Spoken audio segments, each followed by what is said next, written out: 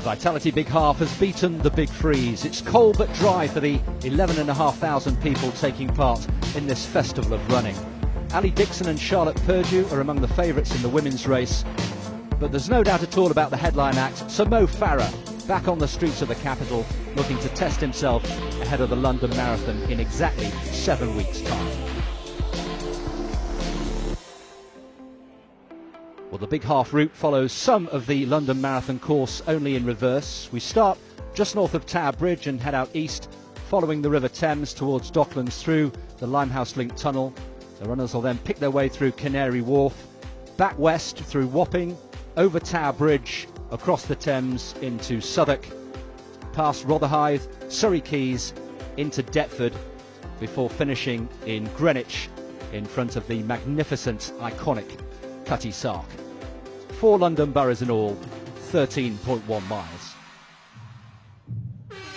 Well, away we go in the wheelchair race, and David Weir once again renewing his rivalry with the silver bullet Marcel Hoog, centre of picture, who will come out on top this time.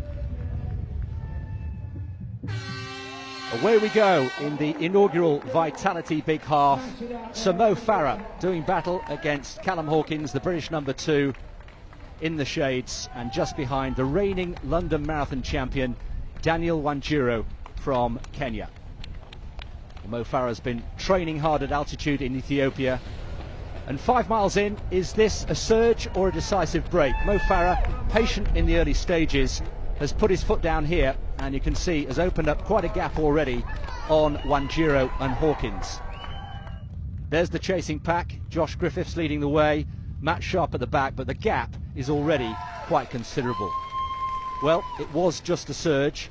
Wanjiru there has reeled in Mo Farah, and Callum Hawkins also drawing closer. Much closer in the women's race, teammates Charlotte Purdue and Lily Partridge going stride for stride. They know each other well. And Callum Hawkins' turn to make a break, perhaps, with the crowd behind them, approaching Tower Bridge. Wonderful atmosphere here out on the course, and Mo Farah playing his part as well. Charlotte Purdue, who's been in great form, training in Australia, just beyond halfway, and the 3 main runners in the men's race still stride for stride, coming off the bridge, with Hawkins again doing the lion's share of the work. They'll make a left turn into Tooley Street, into the borough of Southwark. And there again, the chasing pack, with a lot of ground to make up. Charlotte Purdue and Lily Partridge still going together, teammates with a little bit of colour for company. And Mo Farah, who's been quite content just to keep quiet at the back and let the other 2 do the work, looking very comfortable indeed, looking as if he's out for a Sunday morning jog on the streets of London. Purdue and Partridge then coming over Tower Bridge. There they are, still inseparable. Both have been in terrific form in 2018. And is this Wanjiru's turn to just make his presence felt? Mo Farah has been quite content to let the others do the work. Marcel Hoog, though, getting the better of David Weir once again in the wheelchair race. A comfortable victory for the Olympic champion over the marathon. Victory on the streets of London once again.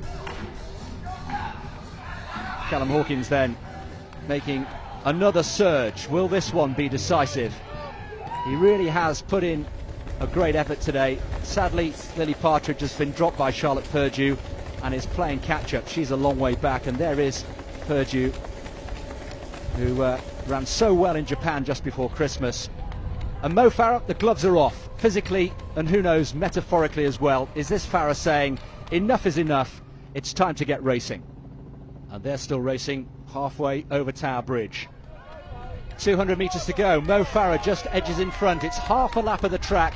We know all about Farah's finishing speed from his track days. Can he turn it on here? Just a few final twists and turns as we enter Greenwich.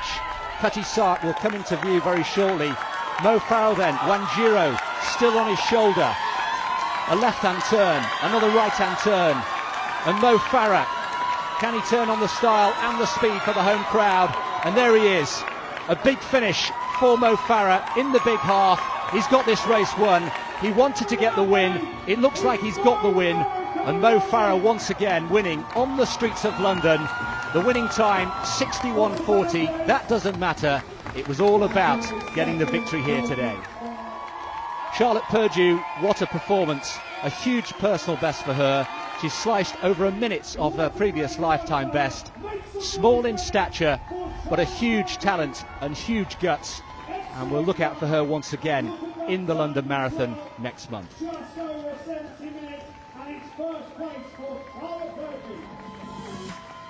But today was all about this man, Mo Farah, winning again in London.